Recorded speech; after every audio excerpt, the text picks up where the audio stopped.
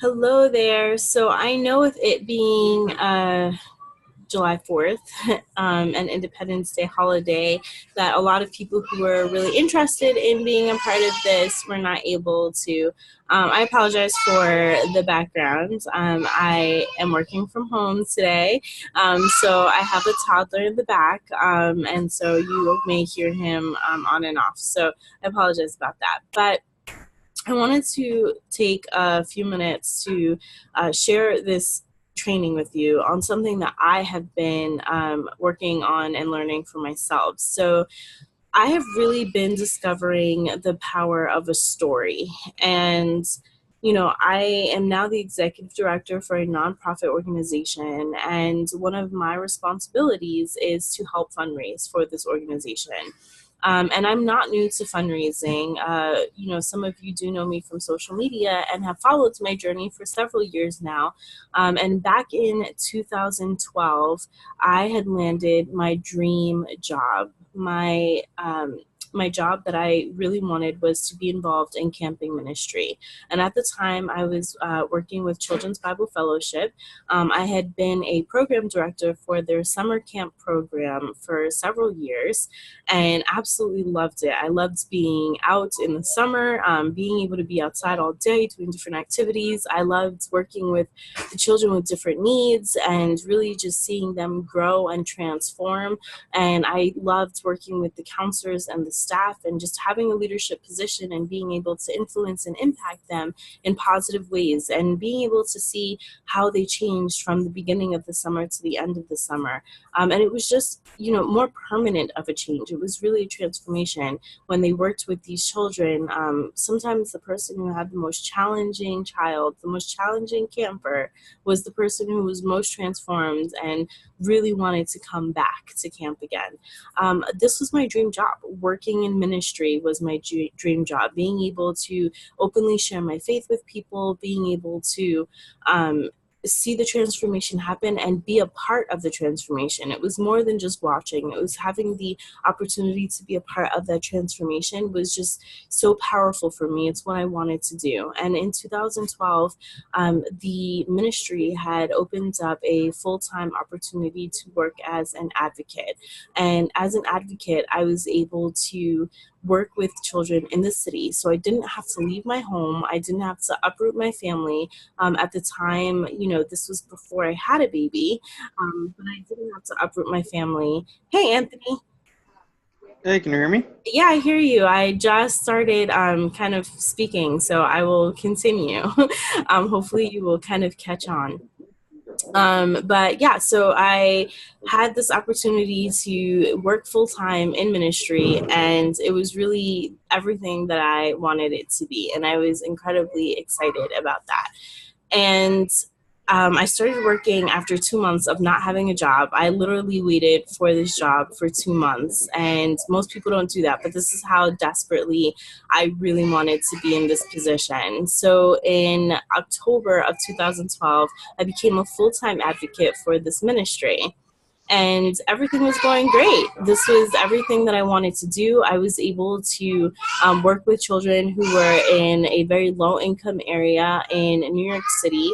And I was able to connect with not only the kids, but their families. Part of the role of an advocate was to be able to also reach the families. And that was amazing to me, to be able to go into someone's home, to be invited into their home and have the opportunity to talk to them and really just share the gospel with them was super powerful for me. And I was able to see lives changed. And during that time, I was also able to, with my partners, develop some mentoring and after school programs. And we were able to partner with community churches to do that. So everyone was a volunteer. The spaces sometimes were not ideal. They were small, but we made it work. There was a point at one of the churches we were at, it was a pretty small storefront church, and we had over 50 kids in our program, and it was just amazing.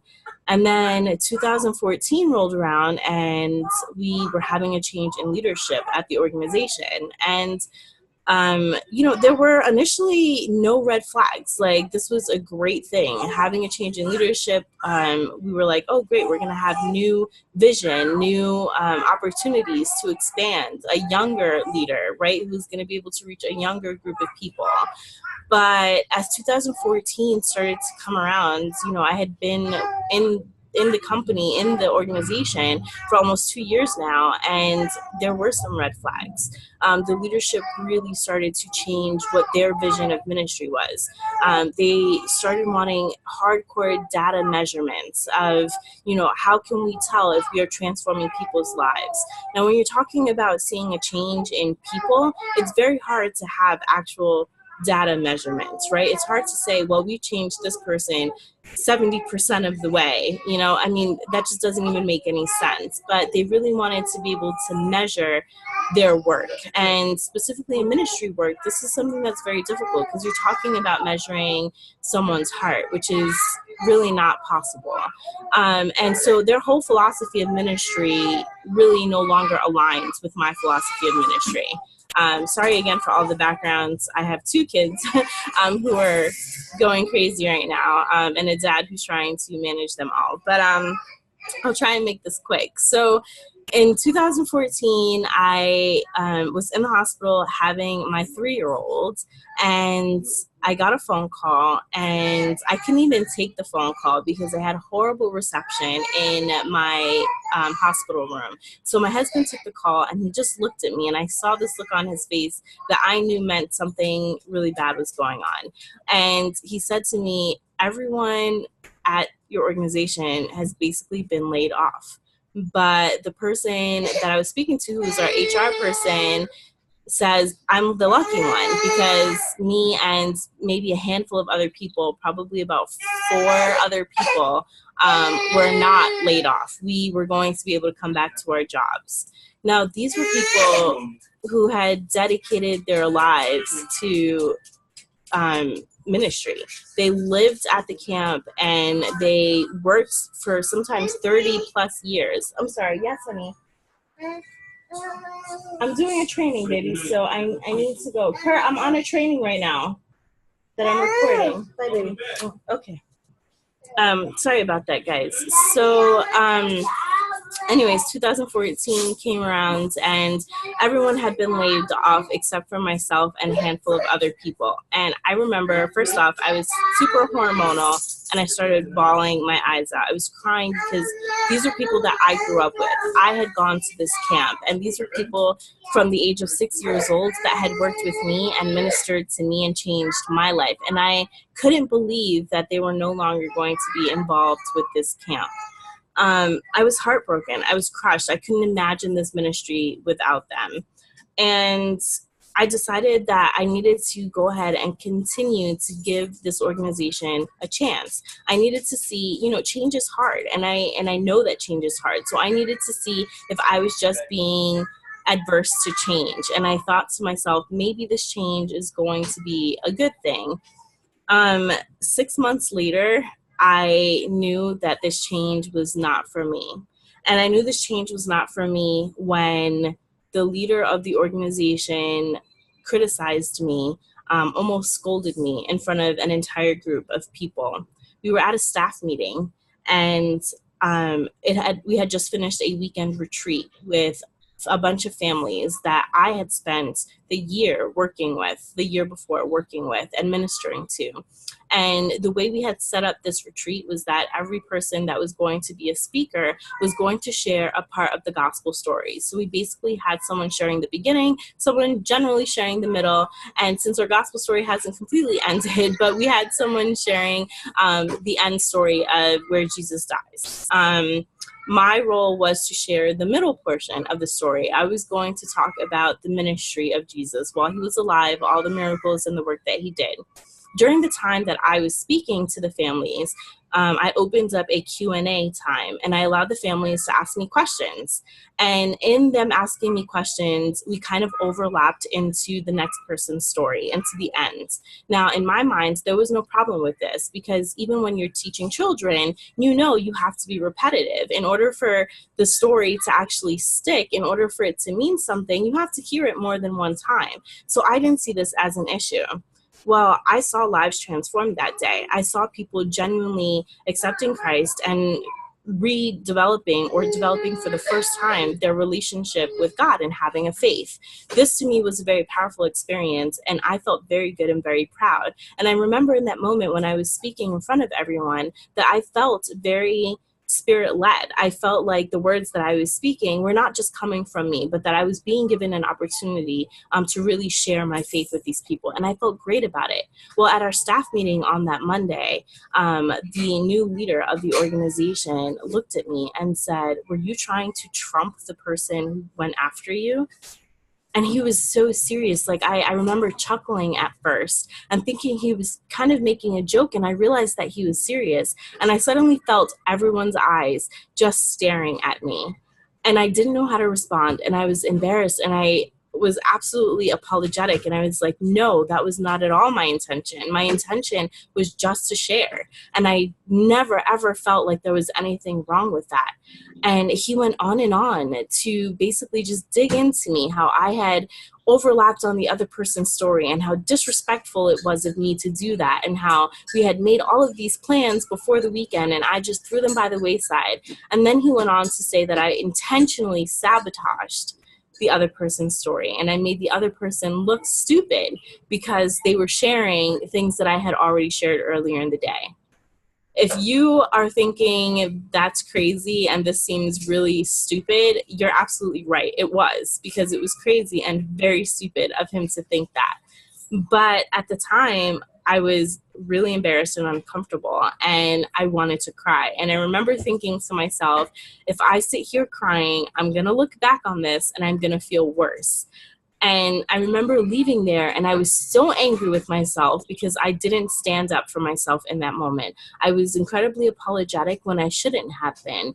And I remember thinking at that moment that I should have just said, you know what, I quit, and I should have left. But I didn't. I stayed. I stayed even longer because I cared so much about the families that I was working with. I cared so much about the ministry that I was doing. It wasn't until October, I believe it was October or November of 2014, that I had finally said enough was enough. I did my last retreat, and thank God I did a weekend retreat that was absolutely amazing. I didn't even go to the staff meeting after that. I didn't want to hear any criticism. I left on the highest of high notes, knowing that I was able to make a difference in people's lives, that I was able to see kids' lives transformed. Now, when I left this job, I had no idea what I was going to do. I didn't have another job lined up. That is not something I recommend for anyone. If ever you're going to quit your job, have something else lined up. However, that's not what I did. I left. I didn't have anything lined up. I was the only one working. My baby boy at the time was only 6 months, and I needed to pay our rent, and I didn't know what I was going to do. That's when Chloe and Isabel came into my life. I was on Facebook being miserable and trying to distract myself, as we do with Facebook, and looking at other people's misery. And I was just scrolling through, and I found this ad for Chloe and Isabel. The rest of the story is pretty much history, and how I got into direct sales and eventually got into my LSJ business, which I absolutely love. But that story kept you interested. And I share all of that with you because it really leads into what the storyteller's secrets are. What I've been reading lately is a book by Carmine Gallo, and he works very closely with people who have given a lot of TED Talks. I believe most of you are probably familiar with TED Talks, but if you're not, you can go to tedtalk.com. There's a bunch of TED Talks on there. It's basically people sharing their ideas, either trying to convince you of something or motivate you or just share a perspective. And some of the talks are really amazing, and they're very limited. They're short videos. They're at maximum maybe like 20 minutes long. And these people tell these very powerful stories in a very short amount of time, And when you finish that video, you're left thinking, man, that was good. You're either motivated or you're angry, right? You either really agree with what they're saying or you're like, man, that person is like nutty and I completely disagree with everything they said. But that's okay. The purpose of TED Talks is to really spark conversation about the topic. So I've been reading this book and it's called The Storyteller's Secret. Now, there are a lot of secrets in this book. I highly recommend this book for anyone who's interested in learning more about how to get your ideas across in a very succinct and powerful way. So Storyteller's Secret, and I want to share the first 3 secrets in the book that I learned, because for me, they're already really powerful. I'll tell you that I'm actually getting ready to do a speech at a fundraising gala for my new job, which I am now the executive director of. That's a whole other story in itself of how I got there, which I'm happy to share with you at another time. But I will be speaking at a fundraising event where we will basically be trying to raise as much money as possible. But for me, I know that in order for people to be interested in donating money, they need to understand and appreciate our mission. They need to understand and appreciate our value. So here are a few secrets that Carmine Gallo shares. The first one is a question, actually, that I want you to think about. The first question is, what makes your heart sing? What is it that you are passionate about? Because when you can share a story that you are passionate about, when you're sharing stories of either yourself or an experience that someone else had, when you're able to get behind that story and have real heart behind it, people will follow that. People will also find passion and have a heart behind that. So what makes your heart sing? That is the first thing. For me, I've discovered that what makes my heart sing is growth and transformation. It's why I stayed in this job that I was becoming increasingly unhappy in, because I was still, through God's grace, able to see people being transformed. I was still able to see young people who had disabilities suddenly understanding that Jesus died on the cross for them. People who I had spent years ministering to, people that I had spent years telling the very same story to, all of a sudden, one day, it just clicked for them.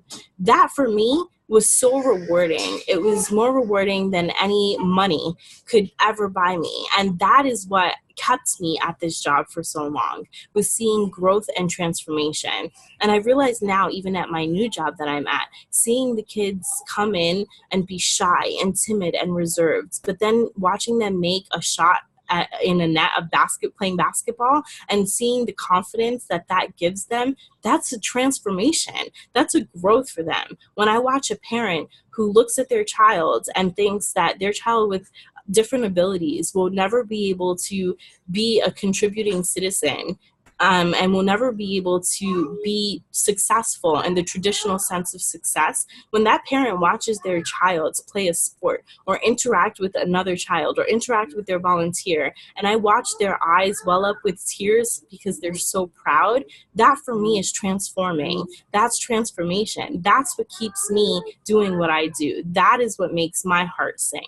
So the first secret behind having a compelling and powerful story that's going to get your ideas across and get people to buy into your ideas is finding what makes your heart sing and finding what you are passionate about. The next thing is believing in the strength of your story and realizing that every no is an opportunity to perfect your pitch so that your next pitch is a yes.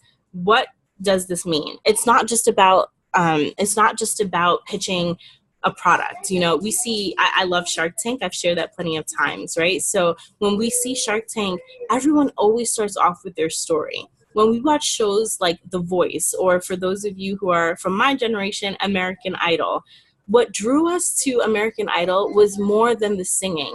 The reason we got behind those contestants was because we got to see a glimpse into their lives. We got to see parts of their stories. The person who came on and had lost their hearing at the age of 10 years old and blows you away with this magnificent singing voice, that's the person you're rooting for, right? The person who is coming from a broken home and is living in poverty and wants that $1 million because that's going to change the entire story of their life, that's the person, that's the contestant that you end up standing behind.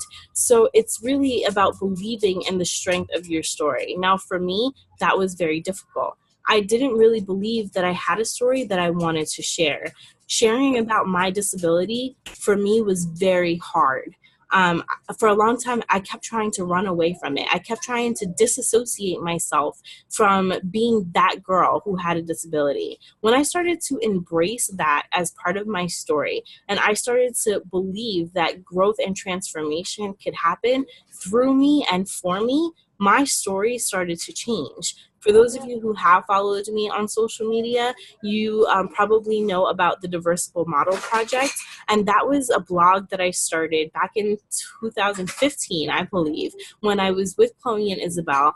And I started that blog to be able to share stories of other people with different abilities and how they fit into the mainstream world. Now, these were women who were sharing everyday stories about how they go to work, how they go to school, how they're living an everyday life. But I believed that those stories were going to transform people's perspectives of people with disabilities. And I was right. My business took off when I started sharing those stories because people are drawn to stories, but you have to believe in it. Now, does it mean that everyone bought from me? No, it doesn't. I'd be rich by now if that were the case, and I am not rich yet. So it doesn't mean that it's going to, get you rich overnight.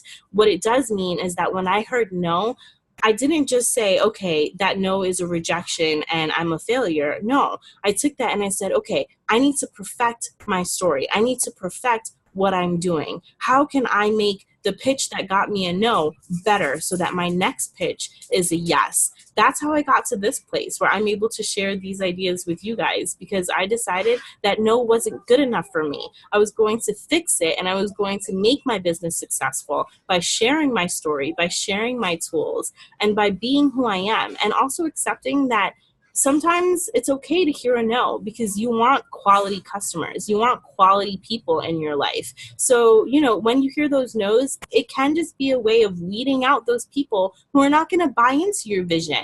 And if you're going to really, be a leader and you're really going to make a difference, then you need people who are going to buy into your vision. And not everyone is going to, and that's okay. But being able to tell a powerful story means that you have to believe in your own story. You have to believe in what you're doing. So for me, when I talk about LSJ, yes, it's a clothing business. Yes, there are a gazillion other clothing businesses out there. Yes, you can walk into a department store and get a shirt for $5 and look great.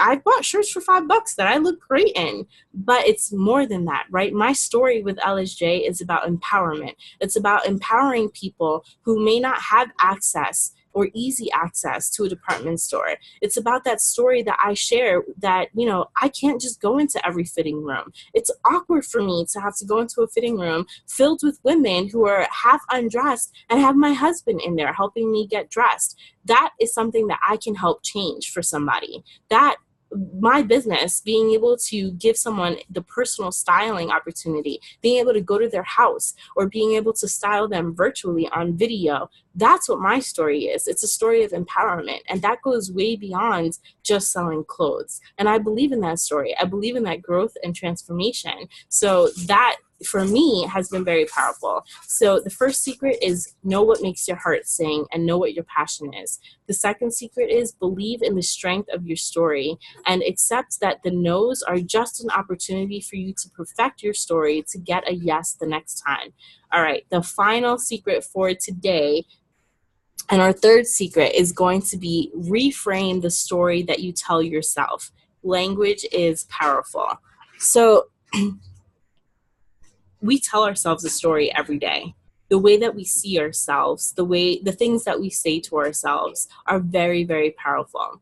As you know, and as I've kind of made clear here, I am a person of faith. And when I think about how the Bible starts off, it starts off with words. It starts off with God creating the universe with words. That to me indicates that words are very powerful. And it's not just what we say to other people, but it's what we say to ourselves. So when you start telling yourself, I'm not going to succeed at this. When you tell yourself, I'm not a good storyteller. When you tell yourself, I don't have a lot of friends. When you say things to yourself like, I don't have a big network. I'm not going to succeed at direct sales because I don't have a big network, because I'm introverted, and because that person is more extroverted than I am, or is a better storyteller, or is a better seller.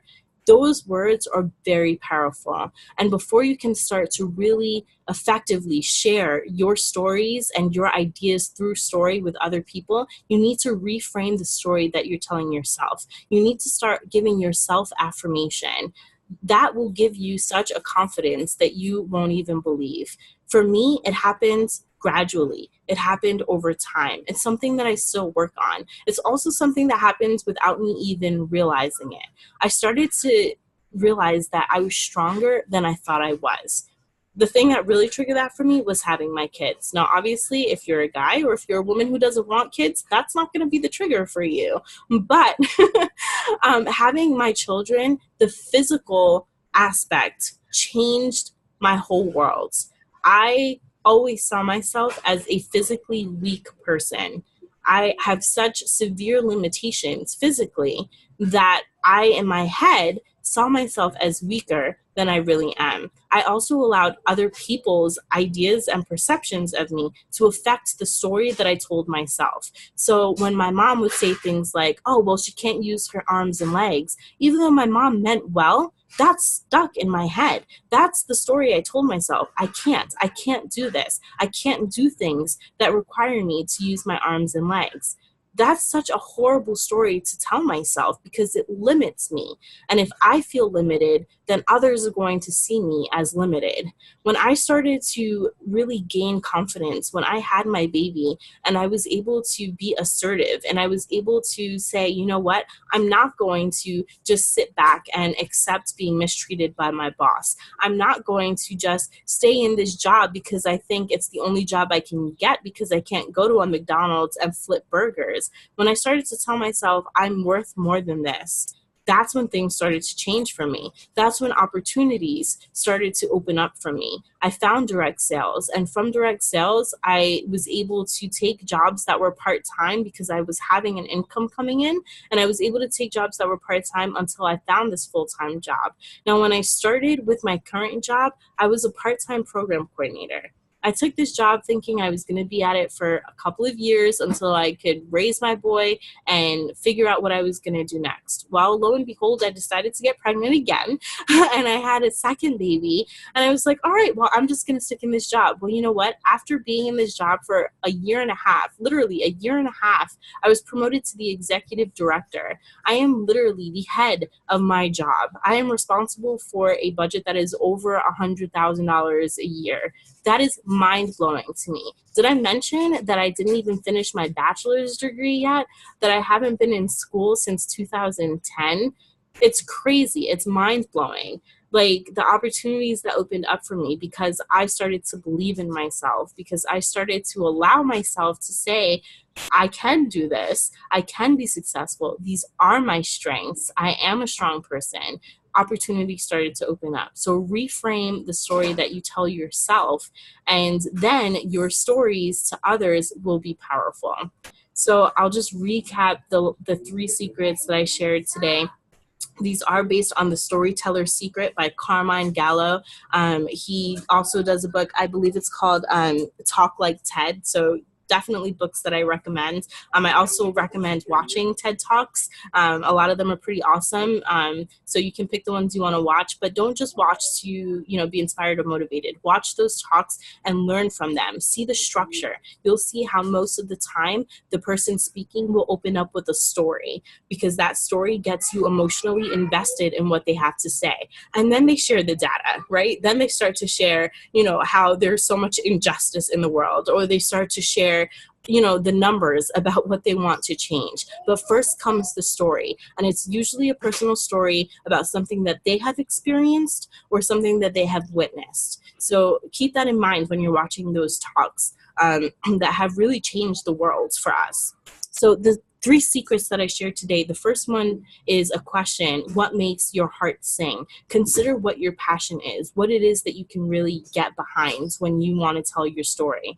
The second thing, to being an inspiring storyteller, is to believe in the strength of your story. And remember that every no is an opportunity to perfect your pitch and turn the next pitch into a yes. And finally, reframe the story that you're telling yourself. And remember that language is powerful, not just the stories that you tell to others, but the words and the way that you see yourself and the things that you tell yourself. If you believe that you have stage fright and you're afraid to speak in front of people, you're never going to get up and speak in front of people. If you start telling yourself that you have something to share that's powerful and important and that people need to hear it despite your nerves, then you're going to take that chance. So I know, Anthony, you're the only one on right now, but I want to give you a chance to ask any questions before we end, and or share any thoughts and feedback, and then we can close out. Okay. I don't have many questions, but I do like the last secret, reframing your story. I feel like that spoke to me a little bit. Awesome. I'm glad. Well, I'm hoping to continue doing some trainings like this. I will hopefully find a better time when my kids are already asleep and not making lots of noise. But I want to continue doing different trainings like this. I am recording this training, so I will go ahead and post it for others who weren't able to make it to see. But if you ever have feedback on a training that you would like to hear, my goal is to keep them generally at about 30 minutes or less. So if there's anything that you're interested in learning more about, let me know. And if you are interested in learning more about the storytelling secrets, I will continue going through the book, and I'd be happy to share moving forward some other secrets that I learned and how I'm able to apply them. Okay.